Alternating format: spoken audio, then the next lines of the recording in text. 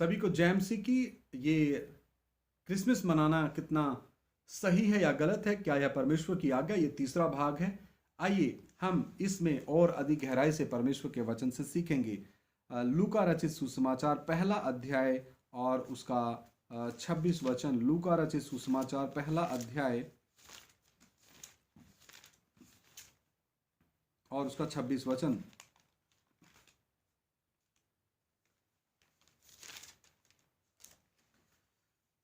छठवें महीने में, कौन से महीने में? अब बहुत ही महत्वपूर्ण बात शुरू हो रही है। वो पृष्ठभूमि दो भागों में तैयार की गई है। अभी असली जो क्रिसमस के बारे में जो आज्ञा परमेश्वर ने दी है या नहीं है, उसका खुलासा आप अभी देखेंगे परमेश्वर के वचन से, पवित्र आत्मा के द्वारा। यहां पर लिखा, छठवें महीने में परमेश्वर की ओर से जिब्राइल स्वर्गदूत गलील के नासरत नगर में। कौन सा महीना? छठवां महीना। और जो हिब्रू कैलेंडर है उस के अनुसार जो छठवां महीना है वो एलूल का महीना है। और इस महीने में 29 दिन होते हैं। और ये महीने में क्या किया जाता है? अंगूर इकट्ठा करने का काम और अंजीर और खजूर भी इकट्ठा करने का काम होता है। और ये लगभग हम इसको गर्मियों का ही समय मान सकते हैं। यहाँ पर लिखा छठवें महीने में। आगे 27 वचन पढ़ रहा हूँ। एक कुंवारी के पास भेजा गया जिसकी मंगनी यूसुफ नामक दाऊद के घराने में एक पुरुष से हुई। उस कुंवारी का नाम मरियम था। क्या नाम था? मरियम था। स्वर्गदूत ने उसके पास भीतर आकर कहा, आनंद और जय तेरी हो, जिस पर ईश्वर का अनुग्रह हुआ, प्रभु तेरे साथ है। वह उस वचन से बहुत घबरा गई और सोचने लगी कि यह किस प्रकार का अभिवादन है। स्वर्गदूत ने उससे कहा, हे मरियम, भयभीत ना हो, क्योंकि परमेश्वर का अनुग्रह तुझ पर हुआ है। देख, तू गर्भवती होगी और तेरे एक पुत्र उत्पन्न होगा। तू उसका नाम यीशु रखना। वह महान होगा और परम प्रधान का पुत्र कहलाएगा। और प्रभु परमेश्वर उसके पिता दाऊद का सिंहासन उसको देगा, और वह याकूब के घराने पर सदा राज्य करेगा, और उसके राज्य का अंत ना होगा। मरियम ने स्वर्गदूत से कहा, यह कैसे होगा? मैं तो पुरुष को जानती ही नहीं। स्वर्गदूत ने उसको उत्तर दिया, पवित्र आत्मा तुझ पर उतरेगा और परम प्रधान की सामर्थ्य तुझ पर छाया करेगी। इसलिए वह पवित्र जो उत्पन्न होने वाला है परमेश्वर का पुत्र कहलाएगा। तो गर्भवती कैसे होगी? पवित्र आत्मा के सामर्थ्य के द्वारा। पवित्र आत्मा प्रकट होगा और परम प्रधान की सामर्थ्य उसके ऊपर छाया करेगी। आगे हम देखते हैं इलिसिबा के बारे में यहां वर्णन मिल रहा है। इलिसिबा गर्भवती थी। स्वर्गदूत ने उसको 36 वचन, लूका 1:36, और देख, तेरी कुटुंबिनी इलिसिबा के भी बुढ़ापे में पुत्र होने वाला। इलिसिबा यह उसका जो बांस कहलाती थी, छठवां महीना है। तो उसके गर्भ में जो था यूहन्ना बपतिस्मा देने वाला, उसका गर्भ में छठवां महीना लगा है। और इब्रानी कैलेंडर में भी एलूल का महीना लगा हुआ, यानी वो भी छठा महीना लगा हुआ है। आगे हम देखते हैं जो एलूल का महीना है ये अगस्त और सितंबर को दिखाता है। जैसे एलूल का जो महीना है इसके 15 दिन अगस्त में हैं, और एलूल के महीना के जो आखिरी 15 दिन वो सितंबर में हैं। सितंबर में इसी रीति से 15 दिन दूसरे महीने में आगे, जैसे एलूल का महीना छठवां महीना है, इसमें 15 दिन अगस्त के हैं और 15 दिन सितंबर के हैं। तो आगे ये 15 दिन अगले महीने में ये आगे चले जाते हैं। इस रीति से ये चक्र चलता है। आगे मैं पढ़ रहा हूं 37 और 38, लूका पहला अध्याय 37 और 38। क्योंकि जो वचन परमेश्वर की ओर से होता है वह प्रभाव रहित नहीं होता। तो मैं एक बार फिर क्लियर कर रहा हूं, इब्रानी कैलेंडर में जो छठवां महीना एलूल का महीना है, इसमें 29 दिन होते हैं। और इसमें 2 महीनों को हम देखते हैं। पहला जो 15 दिन है वो अगस्त को दिखाते हैं, और जो आखिर के 15 दिन है यानी 14 दिन है वो सितंबर को दिखाते हैं। उनके कैलेंडर में ऐसा ही है, जैसे हमारे जनवरी 1 से लेकर जनवरी 31 तक पूरा जनवरी को दिखाते हैं, ऐसा वहाँ पर नहीं है। और जो हमारा हिंदू भारतवर्ष का हिंदू पंचांग कैलेंडर है, जो उस कैलेंडर में भी हम इसी रीति से देख सकते हैं। आगे हम देखते हैं, तो ये मरियम ने क्या किया, 37, 38 वचन। मरियम ने कहा, देख मैं प्रभु की दासी हूँ, मुझे तेरे वचन के अनुसार हो। तो तब स्वर्गदूत उसके पास से चला गया। तो जब क्या बोलते, यूहन्ना बपतिस्मा देने वाला 6वें महीने में माँ के गर्भ में है, तो उस समय मरियम गर्भवती हुई। किसके द्वारा? पवित्र आत्मा के द्वारा। तो उसका पहला महीना शुरू हो गया। तो 9 महीने कब हो रहे हैं मेरे प्रिय भाइयों बहनों? 9 महीने, एलूल के महीने से जब हम आगे बढ़ते हैं तो ये 9 महीने पूरे हो रहे हैं अय्यार के महीने में। IYAR, अय्यार का महीना, जो अप्रैल और मई को दिखाता है। और ये भी 29 दिन का ही होता है। इसके पहले 15 दिन अप्रैल को दिखाते हैं और आखिर के 14 दिन मई को दिखाते हैं। तो मेरे प्रिय भाइयों बहनों, यदि हम वहाँ से कैलकुलेशन करते हैं, और हमें वहीं से कैलकुलेशन करनी पड़ेगी, क्योंकि परमेश्वर का वचन कहता है 6वें महीने में जिब्राइल स्वर्गदूत मरियम के पास आया। तो इब्रानी कैलेंडर के अनुसार 6वां महीना एलूल का महीना है। और 6वें महीने से जब एक बच्चे को 9 महीने गर्भ में रहने के पश्चात जन्म होता है, तो 9वां महीना वहां से एलूल के महीने से पहला महीना हम गिनती करते हैं, तो वो अय्यार का महीना के ऊपर 9वां महीना करके ख़त्म होता है।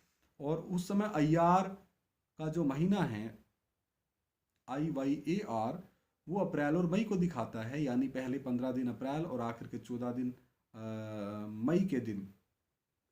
तो और ये जो फसल होती है उसकी कटाई इस सीजन में होती है। और ये लेट पास ओवर को भी दिखाता है। और इसमें हम आगे देखते हैं लूका पहला अध्याय 39 से 45। उन दिनों में मरियम उठकर शीघ्र ही पहाड़ी देश में यहूदा के एक नगर को गई और जकरिया के घर में जाकर इलिशिबा को नमस्कार किया। जो ही इलिशिबा ने मरियम का नमस्कार सुना, त्यों ही बच्चा यानी कि यूहन्ना बपतिस्मा देने वाला उसके पेट में उछला और इलिशिबा पवित्र आत्मा से परिपूर्ण हो गई। हालेलुया। और उसने बड़े शब्द से पुकार कर कहा, किसने? इलिशिबा ने, तू स्त्रियों में धन्य है और तेरे पेट का फल धन्य है। यह अनुग्रह मुझे कहाँ से हुआ कि मेरे प्रभु की माता मेरे पास आई? देख, जो ही तेरे नमस्कार का शब्द मेरे कानों में पड़ा, त्यों ही बच्चा मेरे पेट में आनंद से उछल पड़ा। धन्य है वह जिसने विश्वास किया कि जो बातें प्रभु की ओर से उससे कही गई वे पूरी होंगी। Hallelujah, hallelujah. तो कितना एक आनंद की बात है जब इलिशिबा मरियम से बातें कर रही है। तो मरियम 3 महीने इलिशिबा के साथ रही है, 3 महीने। लूका पहला अध्याय 56 वचन हम पढ़ते हैं। मरियम लगभग 3 महीने उसके साथ रहकर अपने घर लौट आई। तो मरियम 3 महीने उसके साथ रहकर, यानी एलूल में रही, जो अगस्त और सितंबर को दिखाता है, अगस्त और सितंबर को दिखाता है। तो इलिशिबा जो लगभग आई अक्टूबर नवंबर में वापस आई है, वो केशवान में वापस आई है। केशवान महीना, CHESSVAN, 3 महीने वहां रह करके तो मरियम वापस आ गई। तो उस समय मरियम भी कितने महीने की गर्भवती थी? 3 महीने की। किसकी तरफ से? पवित्र आत्मा की तरफ से। आगे हम देखते हैं, और ये जो केशवान जो महीना है, यानी अक्टूबर नवंबर को दिखाता है, यह भी 29 से 30 दिन का होता है, 29 से 30 दिन का होता है। आगे हम देखते हैं कि यूहन्ना बपतिस्मा देने वाले का जन्म कौन से महीने में हुआ, और वो भी हम वचन में से देखते हैं। तो ये तो बात वचन के अनुसार तय है कि मरियम, जो हमने पढ़ा लूका 1:56, मरियम लगभग 3 महीने वचन में लिखा लगभग 3 महीने उसके साथ रहकर अपने घर लौट आई। एक्यूरेट यानी असल वाली इसमें तारीख नहीं है। तो जब लौट आने के पश्चात अब देखते हैं लूका पहला अध्याय 57 में यूहन्ना बपतिस्मा देने वाले का जन्म हो रहा है। वो भी हम देखते हैं। तब इलिशिबा के प्रसव का समय पूरा हुआ और उसने पुत्र को जन्म दिया। हालेलुया। तो कौन से महीने में जन्म दिया? तो ये किस्लेव के महीने में। कौन से महीने में? किस्लेव के महीने में। वचन के अनुसार जो नवंबर और दिसंबर महीने को दिखाता है, यहूदियों के कैलेंडर के अनुसार, उनके दिए हुए महीनों के अनुसार, जो एलूल के महीने से आगे जो हमने गणना की है, एलूल का महीना जो इलिशिबा का 6वां महीना गर्भवती हालत में था, और वहीं से एलूल के महीने से मरियम का पहला महीना गर्भ का शुरू हुआ। तो मेरे प्रिय भाइयों बहनों, जो यूहन्ना बपतिस्मा लेने वाला है, इसका जो जन्म है ठीक मरियम के वहां से वापस आते ही, मैं नहीं कह सकता कितने समय के बाद हुआ होगा, लेकिन 56वीं आयत में, लूका 1:56वीं आयत में मरियम वापस आई है और 57वीं आयत में यूहन्ना बपतिस्मा देने वाले का जन्म हुआ है। तो ये लगभग दिखाता है किस्लेव के महीने को, और ये नवंबर दिसंबर का महीना इब्रानी कैलेंडर में दर्ज है। 15 दिन नवंबर के और आखिर के 15 दिन दिसंबर माह को दिखाते हैं। तो ये 9वां महीना जब हुआ, इलिशिबा के गर्भ में जब 9वां महीना हुआ, तो यूहन्ना बपतिस्मा देने वाले का जो जन्म हुआ है किस्लेव के महीने में, नवंबर और दिसंबर को, इस महीने में वहां पर सर्दी बहुत होती है। तो असल में जो क्रिसमस डे 25 दिसंबर को मना रहे हैं, बहुत से भाई और बहन वचन का ज्ञान ना होने के कारण, तो असल में देखा जाए तो सर्दी के समय में तो जन्म यूहन्ना बपतिस्मा देने वाले का हो रहा है। आप कौन से ट्रैक के ऊपर दौड़ रहे हैं? आपको वचन पढ़ना चाहिए। आगे हम देखते हैं लूका 1:69। तो यूहन्ना बपतिस्मा देने वाले का जन्म किस महीने में हुआ? वचन इशारा करता है लगभग किस्लेव महीना में, जो नवंबर और दिसंबर को दिखाता है, और ये सर्दी का मौसम होता है। लूका 1:69। और अपने सेवक दाऊद के घराने में हमारे लिए एक उद्धार का सिंह निकाला। क्या निकाला? पूरी मानव जाति के लिए उद्धार का सिंह के रूप में प्रभु यीशु मसीह आए। इसी का हम लूका 1:76 वचन भी पढ़ते हैं, 76। और तू हे बालक परम प्रधान का भविष्यद्वक्ता कहलाएगा, क्योंकि तू प्रभु का मार्ग तैयार करने के लिए उसके आगे आगे चला। कौन? यूहन्ना बपतिस्मा देने वाले के बारे में यहाँ पर जकरिया भविष्यवाणी कर रहा। जकरिया कौन है? यूहन्ना का बाप है।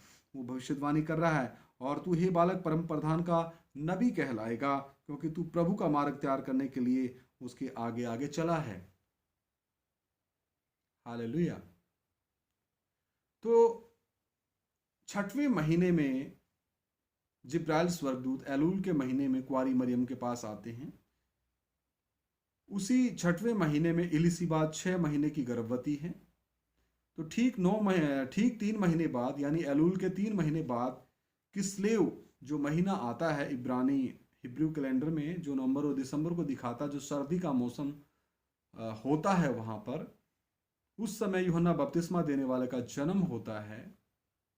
तो एलूल के महीने से जब हम आगे गिनती करते हैं 9 महीने, तो वो अय्यार के महीने की तरफ, IYAR लेके जाता है, जिस समय प्रभु यीशु मसीह का जन्म हुआ होगा।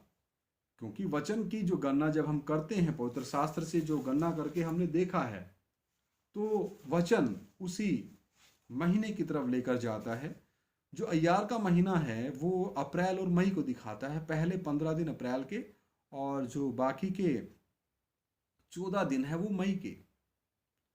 तो अब मैं स्पष्ट नहीं कह सकता कि प्रभु यीशु मसीह का जो जन्म अप्रैल में हुआ या मई में, लेकिन ज्यादातर ज्यादातर जो वचन इशारा करता है वो इसी महीने, अय्यार के महीने अप्रैल और मई में, इसी में इशारा करता है कि प्रभु यीशु मसीह का जन्म हुआ होगा, क्योंकि वहां पर प्रभु यीशु मसीह के 9वां महीना पूरा हो रहा है। हालेलुया। तो ये स्पष्ट कर दिया वचन ने कि 25 दिसंबर प्रभु यीशु मसीह का जन्म नहीं हुआ है। आप कान खोलकर सुन लो मेरे प्रिय भाइयों बहनों,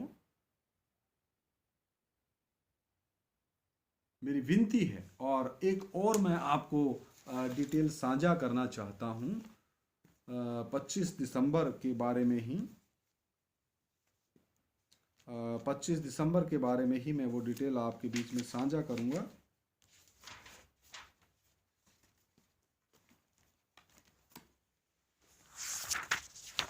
पच्चीस दिसंबर के बारे में जो क्रिसमस सेलिब्रेशन, जो क्रिसमस का मनाया जाना, ये रोम में शुरू हुआ 25 दिसंबर 336 एडी को, 25 दिसंबर 336 एडी को। तो लेकिन ये 9वीं सदी तक, 9th सेंचुरी, 9वीं सदी तक जो मसीही समाज में पूरी तौर पे इसको मनाना शुरू नहीं किया। और एक रोमन सम्राट था कॉन्स्टेंटाइन, वो पहला एक रोमन और मसीही सम्राट बना जिसने नाम के लिए मसीही धर्म को स्वीकार किया।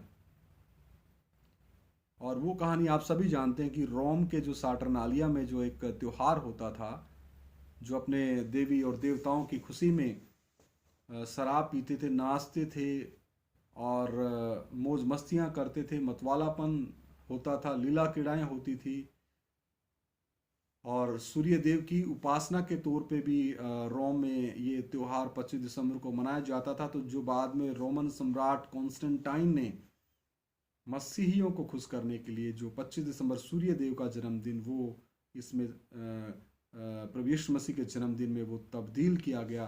तो इस धोखे से आप बच जाएं मेरे प्रिय भाइयों बहनों। एक और पार्ट मैं इसमें अपलोड करूंगा, चौथा पार्ट, वो भी आप देखें। आइए प्रार्थना करें। महान जीवते प्रभु, मैं आपका धन्यवाद देता हूं पिता, पवित्र आत्मा, आपने वचन के भेद खोल के दिए और गहराई से आप हमें सिखाएं। जो भी भाई बहन, बच्चे, बुजुर्ग, नौजवान तेरा वचन सुने, उनकी बुद्धि आप खोल दें ताकि वो सच्चाई जान लें। प्रभु यीशु मसीह के नाम से मांगते, सुनो और ग्रहण करो, आमीन। सभी को जय मसीह की। मारानाथा।